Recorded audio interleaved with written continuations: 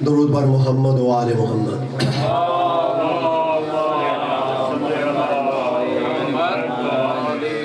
تمام مومنین سے گزارش ہے کہ جو نماز ادا کرنے کے لیے جاتے ہیں وہ نماز ادا کریں، اور جو ویسے کھڑے ہیں وہ جائے مجلس میں تشریف رکھیں تاکہ محمد و آل محمد کے حضور میں نذرانہ عقیدت پیش کر سکوں۔ بآواز بلند صلوات پڑھیے۔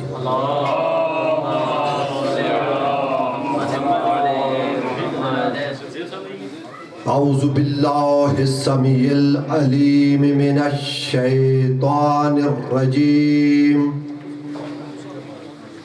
بسم اللہ الرحمن الرحیم، الحمد للہ وکفی والسلام علی عبادہ الذین اصطفی،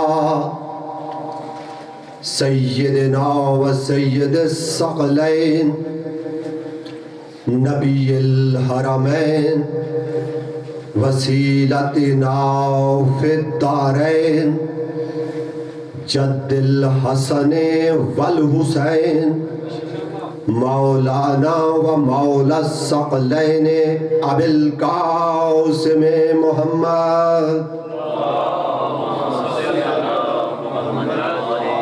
والصلاة والسلام علی اہل بیتہ الطیبین الطاہرین المعصومین المظلومین المنتجبین الغر المحجلین الذین اذهب اللہ عنہم الرجس وطہرہم تطہیرا، وَلَعْنَةُ اللَّهِ عَلَىٰ أَعْدَائِهِمْ وَمُنْكَرِ فَضَائِلِهِمْ وَغَاصِبِ حُقُوقِهِمْ مَلْعُونِينَ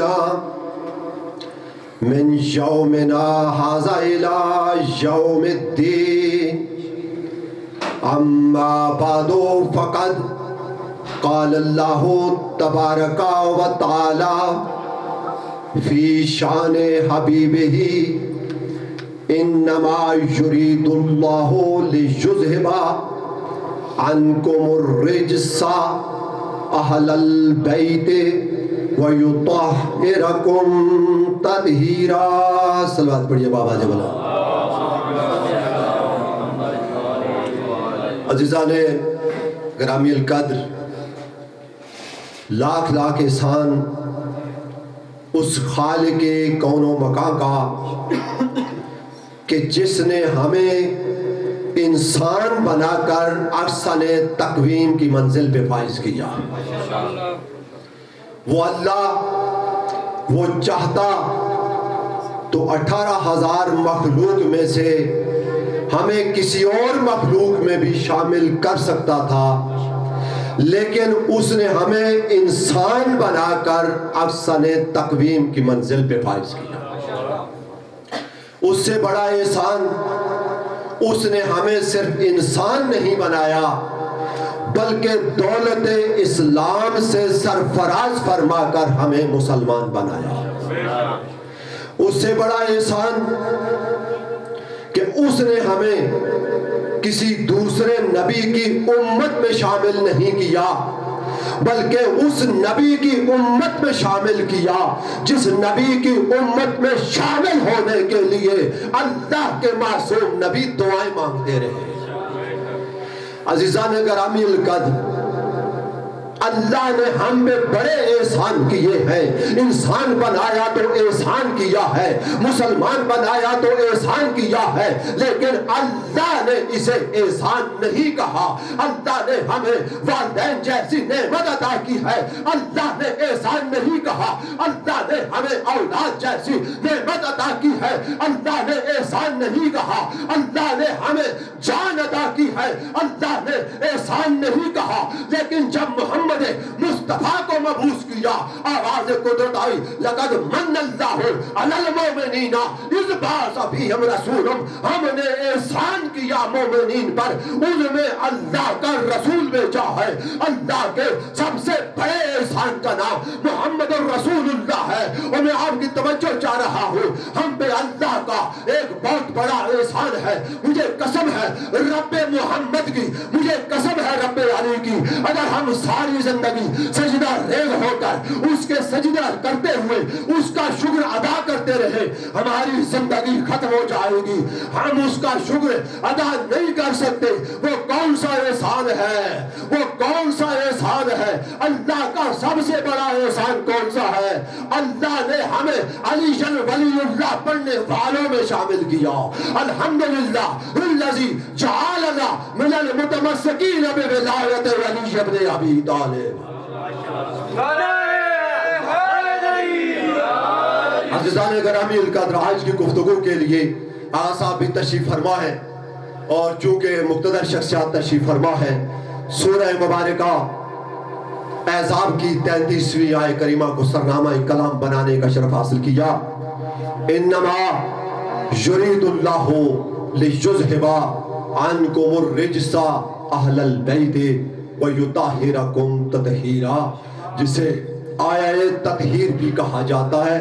اور میرے خیال میں کوئی فرد ایسا نہیں ہے, کوئی بچہ ایسا نہیں ہے جو اس آیہ کریمہ کے ترجمہ, تفسیر, شان نزول یا مقام نزول سے ناواقف ہے. ایک مشہور و معروف آیہ کریمہ جسے ہم ہر پروگرام میں, ہر محفل میں پڑھتے ہیں, اسے سرنامہ کلام بنانے کا شرف حاصل کیا. عزیزان گرامی القدر, میری آج کی جو گفتگو ہے بالکل میرا یہ مقصد نہیں ہے کہ فن خطابت کے جوڑ دکھا کر یا خطاب کر کے سامعین کو مجبور کروں کہ وہ داد و تحسین دیں یا نعرے کریں. میں چاہتا ہوں اس منبر کے توسل سے ایسا پیغام دے کر جاؤں کہ سننے والے سامعین کم از کم گھر جا کر یہ سوچیں کہ اللہ کیا کہتا ہے, اللہ کا رسول کیا کہتا ہے, اللہ کا قرآن کیا کہتا ہے, اور آج کا دین فروش ملا کیا کہتا ہے. عزیزان گرامی القدر, آج دین کے علم برداروں نے, آج دین کے ٹھیکیداروں نے مفہوم قرآن کو بدل کر امت مسلمہ کو نفرت و انتشار کی اس آگ میں جھونک دیا کہ جس نے امت مسلمہ کو آسمان کی بلندیوں سے اٹھا کر زمین کی پستیوں پر پھینک دیا. آج حالات یہ بنے ہوئے ہیں کہ ہر شخص اپنی مرضی سے قرآن کی تفسیر کر رہا ہے. حق تو یہ تھا کہ ہم قرآن کو پڑھتے, قرآن کو سمجھتے, اپنے عقیدوں کو قرآن کے مطابق ڈھالتے, لیکن ہم نے کیا کر دیا؟ تفسیر قرآن کو بدل کر, ترجمہ قرآن کو بدل کر ہم اسے اپنے عقیدوں کے مطابق ڈال رہے ہیں.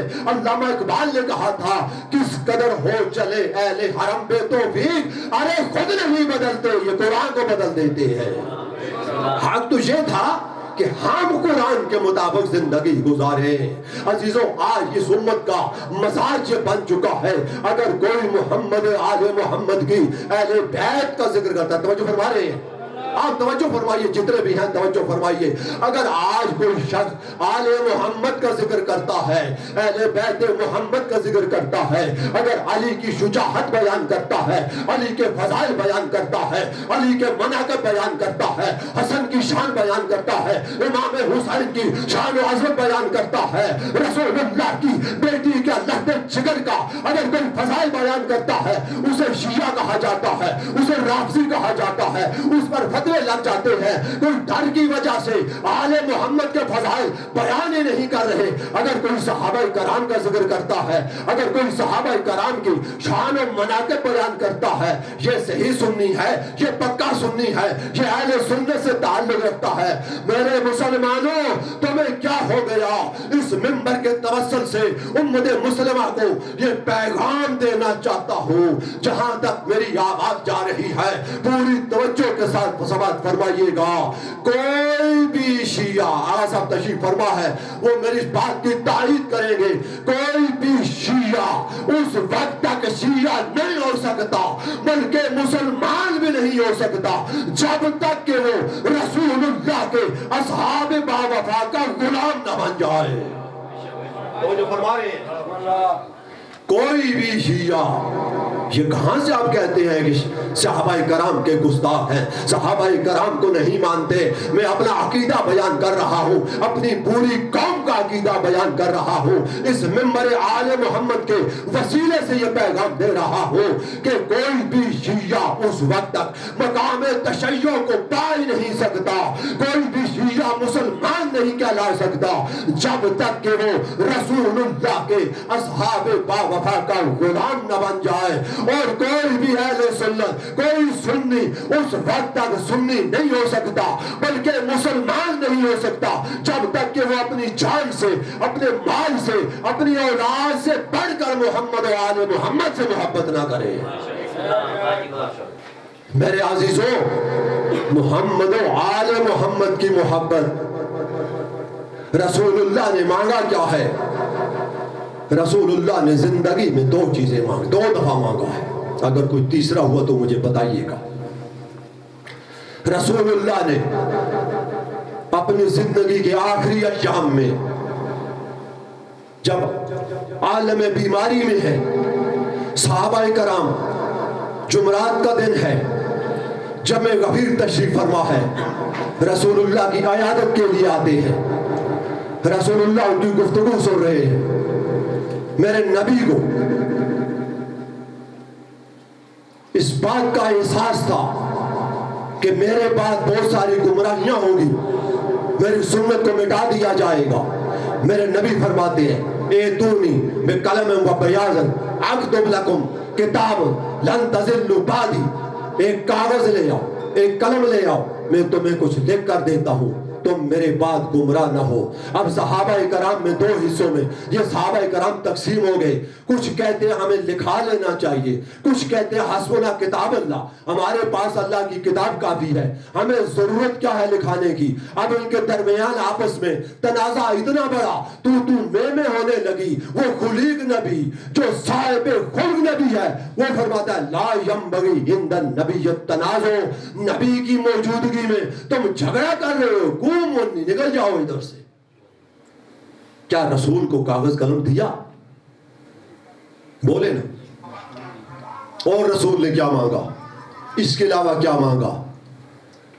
रसूलुल्लाह ने अरब के उन लोगों को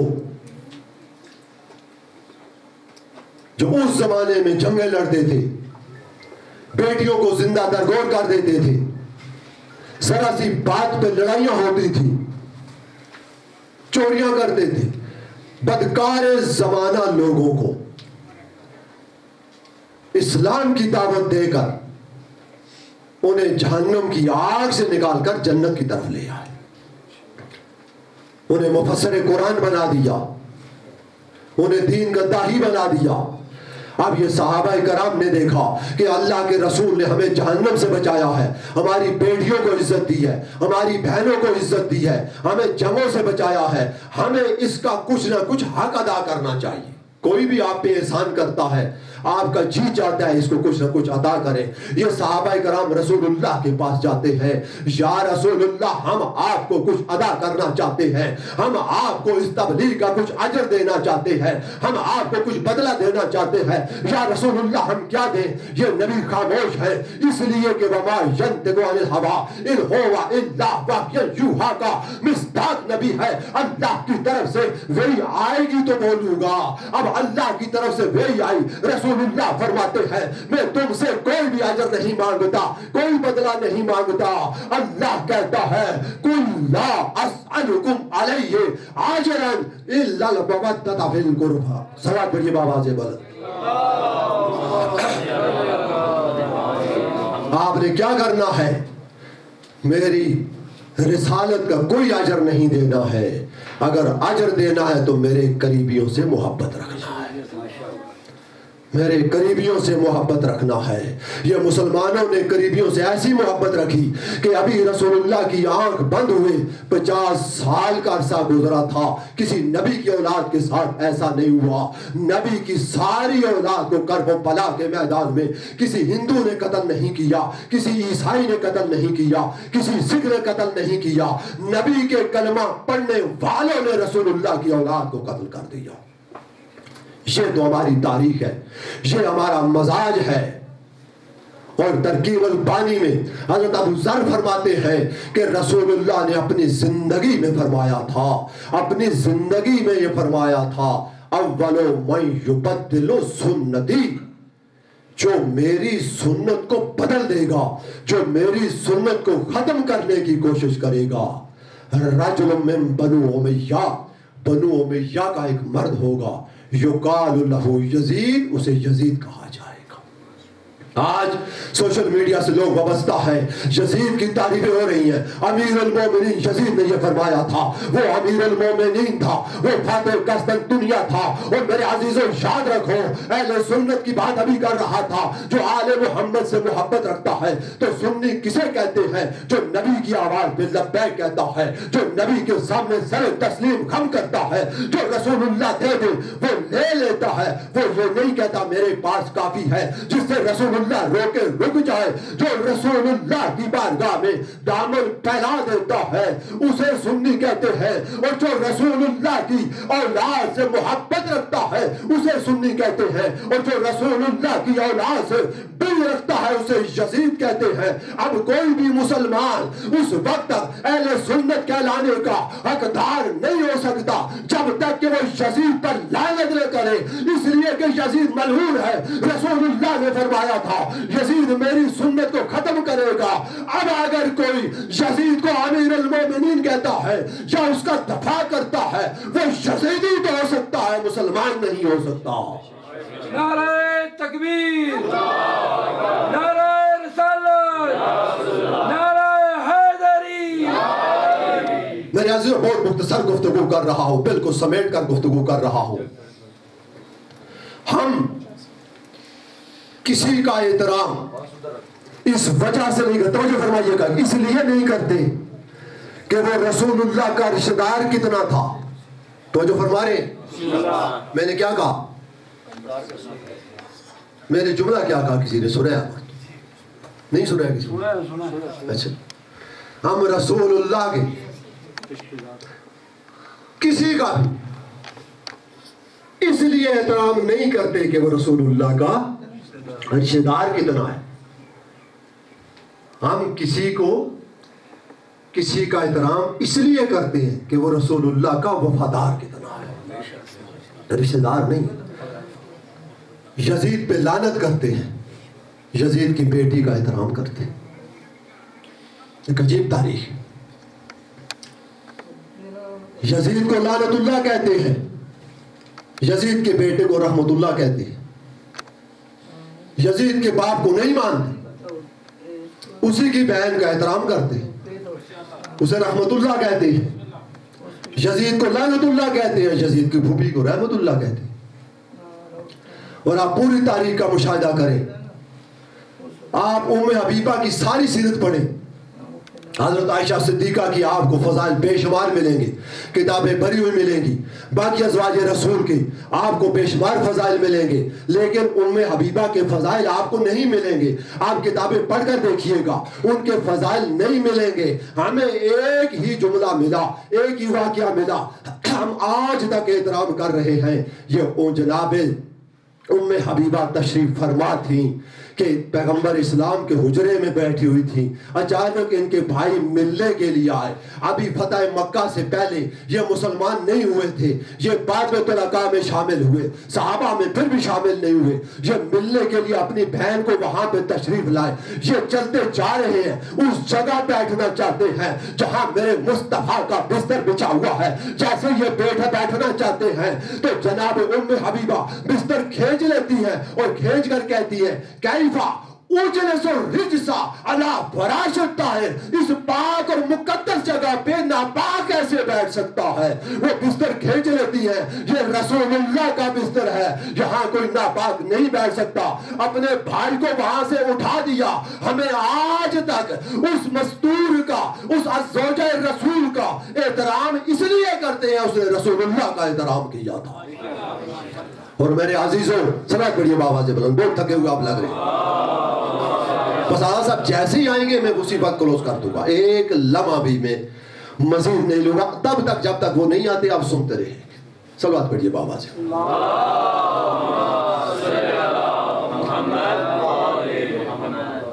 हम सहाबाए कराम का, अब मैं जुमला कह दूं, परेशान नहीं हूं, हम सहाबाए कराम को मानते हैं किस तरह और अहले बैत को किस तरह। हम अहले बैत को मानते हैं कुरान की तरह, सहाबाए कराम को मानते हैं हदीस की तरह। अब आप परेशान हो गए हैं, परेशान हो गए हैं इसलिए कि कुरान बड़ी चीज है, हदीस छोटी चीज नहीं, बिल्कुल नहीं। इसलिए कि मैं दलील दूंगा, जिस जबान से हमने कुरान सुना उसी जबान से हमने हदीस सुनी। हमें क्या पता कुरान क्या है, हमें क्या पता हदीस क्या है। रसूलुल्लाह ने फरमाया कि ये कुरान है, हमने कहा कुरान। ये हदीस है, हमने कहा ये हदीस है। और मेरा नबी उस वक्त तक बोलता ही नहीं जब तक वही का नुज़ूल ना हो जाए, कुछ भी नहीं बोलता। तो मेरे अजीजों, अगर कुरान है तो अल्लाह की वही है, अगर हदीस है तो अल्लाह की वही है। भाई तवज्जो फरमा रहे हैं। मेरा नबी बोलता ही नहीं, कुछ भी नहीं बोलता जब तक कि वही का नुज़ूल न हो जाए। तो हमें क्या पता कि कुरान क्या है, हदीस क्या है, कि नबी तो वही बोलता है जब वही आती है। कुरान भी अल्लाह की तरफ से वही का नुज़ूल होता है तब नबी बोलता है, हदीस भी अल्लाह की तरफ से वही का नुज़ूल होता है तब नबी बोलता है। फिर दोनों में फर्क क्या है? यहाँ बड़े छोटे की बात नहीं है, बात है रिसालत ज़बान की, रसूल की ज़बान की सदाकत का। यहाँ रसूल की ज़बान की सदाकत का मसला है। जिस ज़बान से हमने कुरान सुना उसी ज़बान से हमने हदीस सुनी। फिर फर्क क्या है? कुछ फर्क बताए ना आप। फर्क मैं बता देता हूँ। कुरान की हिफाजत का जिम्मा अल्लाह ने लिया है। कुरान में कोई रद्द बदल नहीं कर सकता, जबकि हदीस में बहुत सारी जैली हदीस भी आई हुई। कुछ हदीस के रावी ठीक नहीं, कुछ किस किस्म की हदीस है, लेकिन जो हदीस से है वो कुरान का मकाम रखती है। मेरे अज़ाम मैंने कहा कि सहाबा को मानते हैं हदीस की तरह, अहले बैत को मानते हैं कुरान की तरह। अब हदीस सही की पहचान क्या है? तमाम मकातब फिक्र में हदीस सही की पहचान यही है, मा वाफ़क़ल कुरान फ़ख़ुज़ूहु व मा ख़ालफ़ल कुरान फ़रुद्दूहु। जो हदीस कुरान से मुताबिकत रखती हो उसे ले लो, जो कुरान से टकरा रही हो उसे दीवार पर मार दो, उसे रद्द कर दो। तो फिर जुमला आपकी समझ में आया होगा। हम अहले बैत को मानते हैं कुरान की तरह, हम सहाबा को मानते हैं हदीस की तरह। जो सहाबी मोहम्मद और आले मोहम्मद से मुताबिकत रखता है, सलावत पढ़िए बाबा से बोला, जो मुताबिकत रखता है उसे मानते हैं। और जो सहाबी रसूलुल्लाह से मुताबिकत नहीं रखता, उनके खिलाफ जाता है, यकीन वो मकाम सहाबा पे फायज नहीं। सलावत पढ़िए बाबा।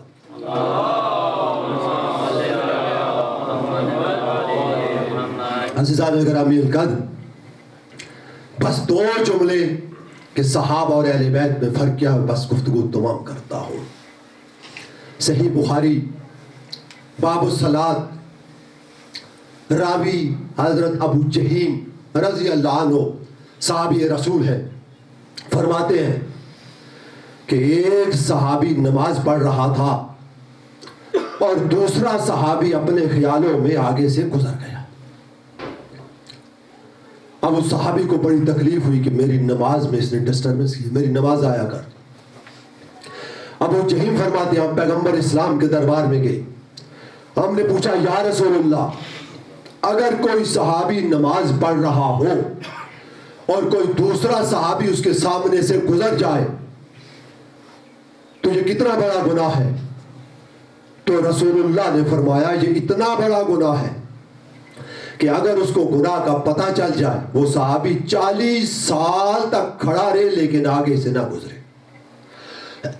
سمجھ آ رہی ہے سب؟ 40 سال تک وہ کھڑا رہے لیکن آگے سے نہ گزرے۔ یہ صحابی آگے سے گزر گیا۔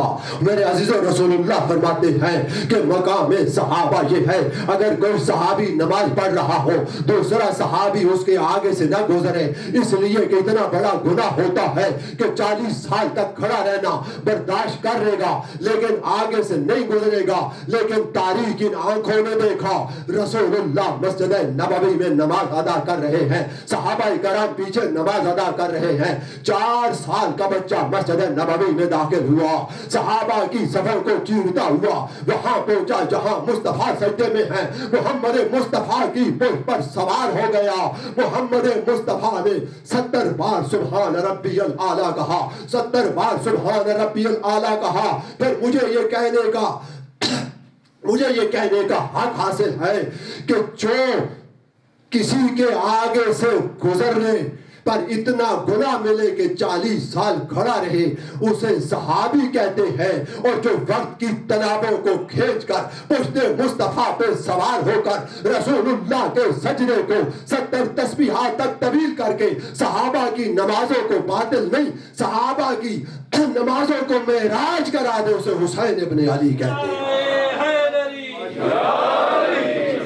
عزیزان گرامی القدر، آج دیواروں پر یہ رجب کا مہینہ بڑا خطرناک مہینہ ہے کیونکہ 22 رجب آتی ہے اور سوشل میڈیا پہ دیکھیں تو ہنگامہ کھڑا ہے جی، یہ کسی شخصیت کی خوشی میں ہمیں کیا خوشی ہے جی، یہ نیازیں پکا رہے ہیں بھئی، ہمیں کسی کے مرنے کی خوشی نہیں، ہمارا جس سے تعلق نہیں، ہم نے کیا خوشی کا منانے ہیں۔ دیواریں سیاہ کی ہوئی ہیں، بھائی بھائی ہیں جی، بھائی بھائی کس کے بھائی ہیں؟ کون کس کا بھائی ہے؟ یہ علی کے بھائی ہیں، یہ مولا علی کے بھائی ہیں۔ بھائی ذرا اپنی کتابیں پڑھو، مولا علی کا بھائی کون بن سکتا ہے؟ کیا کوئی صحابی مولا علی کا بھائی بن سکتا ہے؟ علامہ عبد البر اپنی کتاب الاستیاب میں فرماتے ہیں